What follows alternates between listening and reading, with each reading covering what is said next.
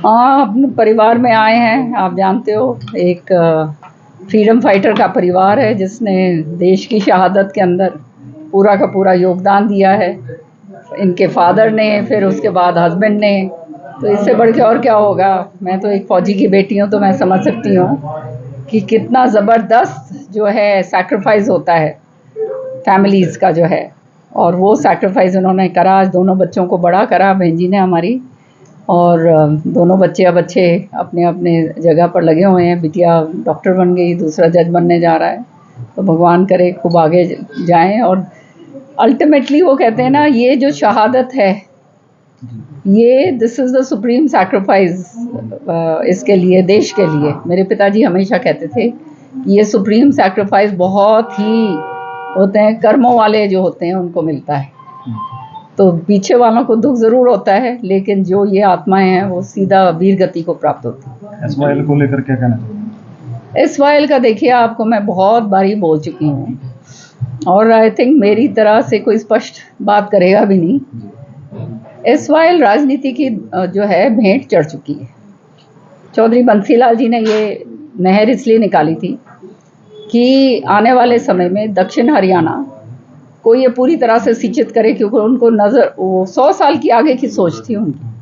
उनको दिख रहा था कि अलग से ये नहर आएगी तो ये जो है दूसरे जगह से डिस्टर्ब नहीं होगा, और अपने जो इलाके हैं इधर के, यहाँ पानी खूब पर्याप्त मात्रा में मिलेगा।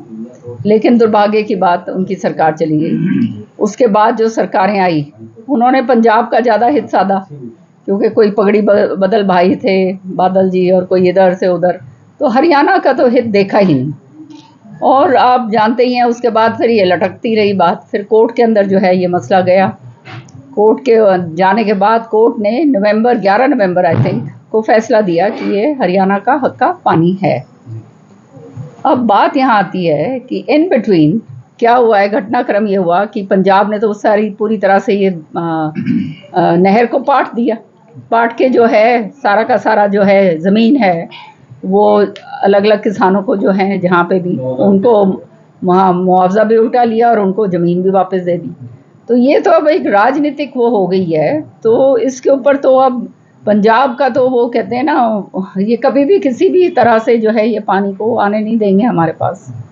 लेकिन एक तरीका है, और वो तरीका ये है कि अब जो है जो ये चिनाब का पानी है, अब पता नहीं, ये तो आगे देखने वाली बातें हैं, कैसे कर सकते हैं नहीं कर सकते हैं। पानी तो अगर हमारे को, क्योंकि यह हमारा तो हक है और हमारा हक मारा गया, तो अब जो ये चिनाब का जो पानी है वो अगर हिमाचल की तरफ से किसी तरह से आ जाए तो उसके ऊपर ज़रूर कार्रवाई मेरे ख्याल में करनी चाहिए। रावेंद्र जी का डिनर जो है सुर्खियों में है।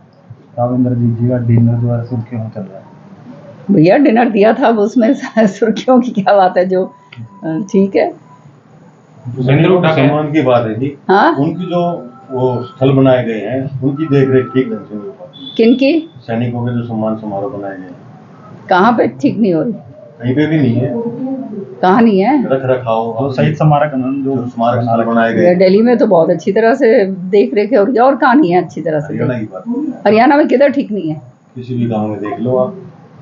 भूपेंद्र हुड्डा कह रहे हैं कि हरियाणा नहीं, ये अलग से बनाए हैं शहीद के स्थल को परिवार वाले बनाते हैं भैया। हमारे तो ये रीति रिवाज है, किसी के घर से कोई गया तो वो जो है उसका वो स्टैचू बनाया जाता है, तो वो देखभाल भी वही करते हैं। भूपेंद्र हुड्डा कह रहे हैं हरियाणा में महंगाई के बाद डिपो के जरिए बीजेपी सरकार ने लूट शुरू कर दी है तेल में। भैया लूट की बात तो जो है हुड्डा साहब ज़्यादा जानते हैं किस तरह से लुटाई होती है।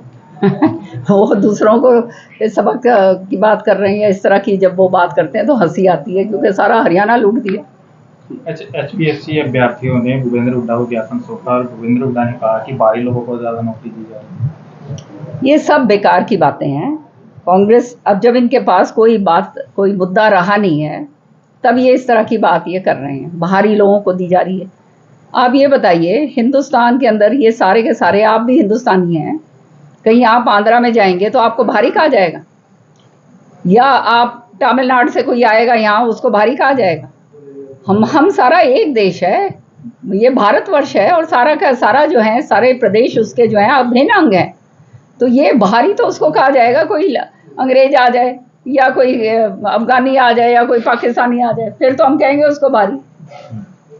ये तो बेकार की बात है, इनके पास कोई मुद्दा ही नहीं रहा है और ये जानते हैं कि खुद भी पूरी तरह से जो है ये दलदल में फंसे हुए हैं। अब करें क्या? कांग्रेस संगठन बनाने जा रही कांग्रेस है मैडम। संगठन को लेकर क्या 11 साल हो चुके। संगठन मेरे कान से बाहर निकल रहा है बाहर सुन कर इनका संगठन। ये संगठन भाई जब मैं वहां थी 15 साल तो तब नहीं बना था। अब कह रहे हैं अब बन रहा है। इनका बने या ना बने एक ही बात रहनी है, क्योंकि बन गया तो हुड्डा साहब की मुश्किल, वो बाकी जो है उनके कपड़े लत्ते फाड़ेंगे, क्योंकि सबको जो है वो कर रखा है, लारे लप्पे दे रखे हैं, भाई तन्ने बनाओगे इस तरह से करके। तो जो बन गए वो उनके लिए, वो जो है उनके लिए मुश्किल, जो नहीं बने वो उनके लिए मुश्किल। ये हालात जो हैं इन्होंने बाबू बेटा ने पैदा कर दिए। इन्हें लोअर नायब तहसीलदार हैं हरियाणा के।